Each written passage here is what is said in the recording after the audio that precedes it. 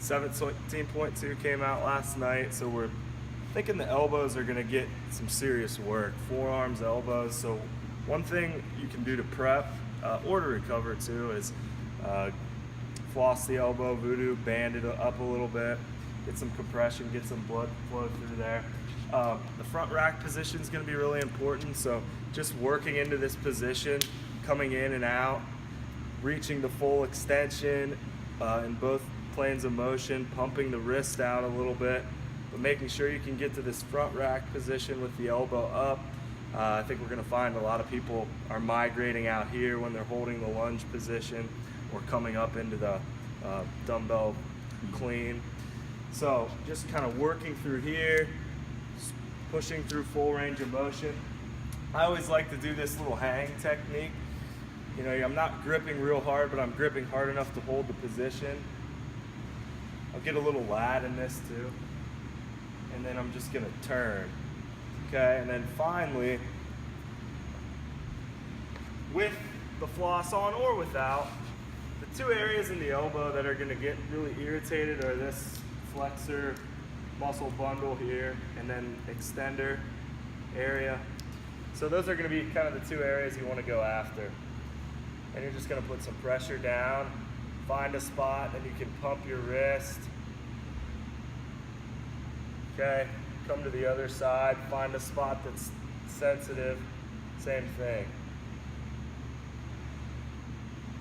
And that'll prep your elbows a little bit and help you recover after you work the floor. So we're going to add a little something to our typical lat smash.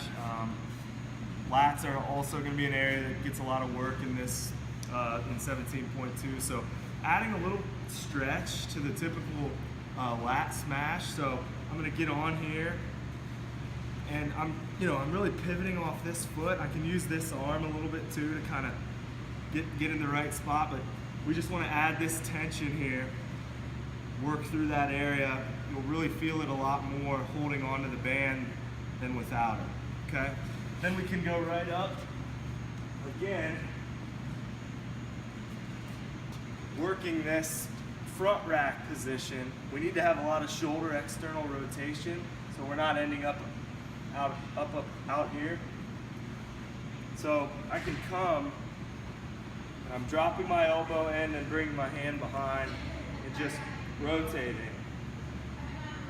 Okay, I can turn my hips, spend about a couple rounds of 30 seconds in here.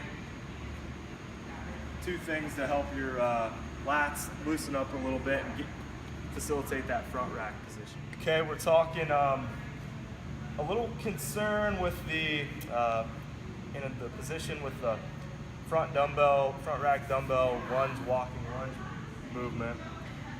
We know that anybody with a tight hip flexor or lacking stability in here might dump forward when they're lunging, causing some extra stress here, some impingement, some low back issues. So getting in this position, kind of modifying the couch stretch a little bit.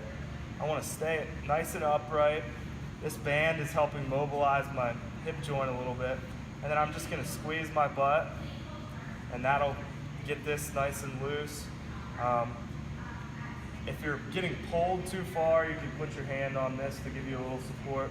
And then I wouldn't go with the same weight that you're using for 17.2, maybe something about 15 pounds, 20 pounds, and just holding here and activating your glute.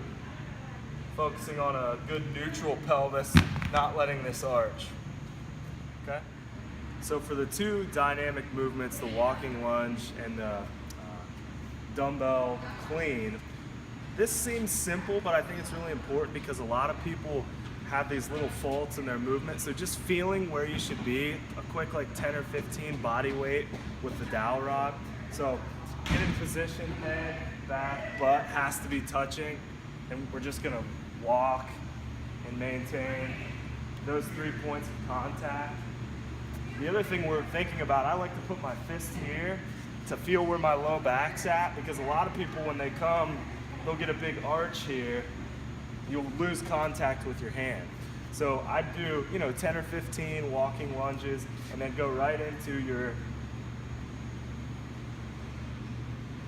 working this position and trying to keep all 3 points of contact. Are you either going to go more into a squat and then come up, or stay more straight? This will give you some idea of where you want to be right before you go. Quick 15 reps of each. We talked about looking at this banded good mornings movement as a good way to loosen up hamstrings and kind of find your tension to prep for this dumbbell clean movement.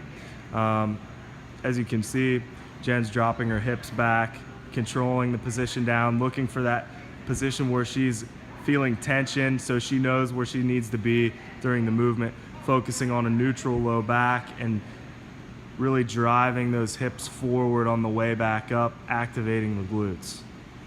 Solid technique.